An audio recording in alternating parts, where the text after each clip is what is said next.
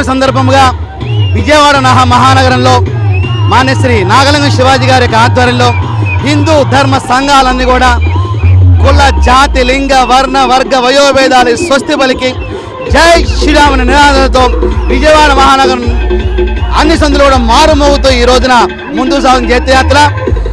ఎలా అయితే రామభక్తిని, రామశక్తిని, రామనామాన్ని, రామయుక్తిని, రామ రాజ్య స్థాపన కోసం మనం ఎదురు చూసామో దానికి మరింత చైతన్యవంతంగా, సంఘటితంగా, సమైక్యంగా హిందూ ధర్మ స్ఫూర్తితో ఈ యాత్ర అద్భుతంగా ముందుకు సాగింది. జై శ్రీరామ్. హిందూ ధర్మానికి కొద్దిగా ఇబ్బందికరమైన వాతావరణం కలుగుతుంది. కొంతమంది హిందూ ధర్మాన్ని కూడా వ్యతిరేకించే పరిస్థితి వస్తుంది కొంతమంది వ్యాఖ్యల వల్ల. ఏం లేదండి, ఎక్కడన్నా దాడులు జరిగినప్పుడు స్వామీజీలు మఠ పెద్దలు వాళ్ళకి కోపం రావడం సహజం. మరి వాళ్ళు ఉండేది ధర్మాన్ని రక్షించడం కోసమే, ధర్మో రక్షిత అంటారు కాబట్టి ఆ రక్షణ కోసం వాళ్ళ మీద దాడులు జరిగినప్పుడు అటువంటి చర్యల్లో వాళ్ళు మాట్లాడడంలో తప్పేం లేదు. ఎవరి ధర్మాన్ని వాళ్ళు రక్షించుకుందాం, వాళ్ళ మతాలను వాళ్ళు రక్షించుకుంటారు, అందరం కలిసే వెళ్తాం. ఇప్పుడు దీని హిందూ ధర్మానికి సంబంధించి పూర్తిగా అసలు ఇప్పుడు ఏం చెప్తారు మీరు?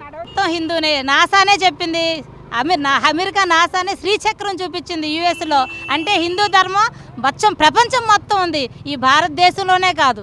అంటే ఇది అఖండ భారతదేశంలోనూ ఉంది, ప్రపంచంలోనే ఉంది, హిందూ ధర్మం ఉంది. నింగి నేల భూమి ఆకాశం పంచభూతాలు ఎలా ఉన్నాయో హిందూ ధర్మం అంత గొప్పదండి. ఇప్పుడు హిందూయిజానికి సంబంధించి ప్రస్తుతం రాష్ట్రంలో చర్చ జరుగుతుంది.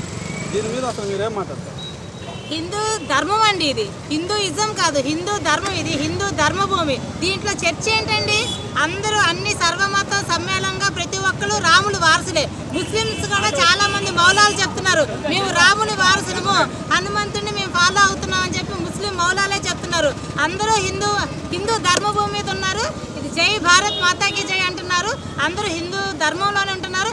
ఈరోజు తిబుర్ తలాక్ కూడా అయ్యిందంటే హిందూ ధర్మ చట్టం బట్టే కోర్టు కూడా అదే ఫాలో అవుతున్నారు. వాళ్ళు సమ్మతించినట్టే అందరూ బాగున్నామండి. ఇప్పుడు మీరు చూసుకున్నట్లయితే ఇప్పుడు ప్రస్తుతం రాష్ట్రంలో ఇప్పుడు మనం చూసుకోవచ్చు ప్రవీణ్ పగడాల లాంటి వారికి సంబంధించిన ఘటన కొద్దిగా ఇబ్బందికరమైన వాతావరణం ఉంది. అదేవిధంగా రాధామానవర్ లాంటి వ్యక్తులు కొంతమంది కొన్ని కీలకమైన వ్యాఖ్యలు చేస్తున్నారు. అంటే ఉన్నట్టుండి ఒక్కసారిగా ఇలా మతపరమైన వ్యవహారాలన్నీ బయటకు వస్తున్నాయి. దీని మీద మీరేమంటారు? అంటే ఇది ఒక చట్టం ఉందండి. యాక్చువల్గా ఏంటంటే చట్టం ఎవరిని కూడా ఇక్కడ మతానికి కులానికి ఏం కాదు, ఏదైతే నిజమంతో ఆ నిజాన్ని చట్టం తెలుస్తుంది. అది ఆల్రెడీ చట్టం ఇవ్వడం జరిగింది. ఇది కులానికి మతానికి కాదు.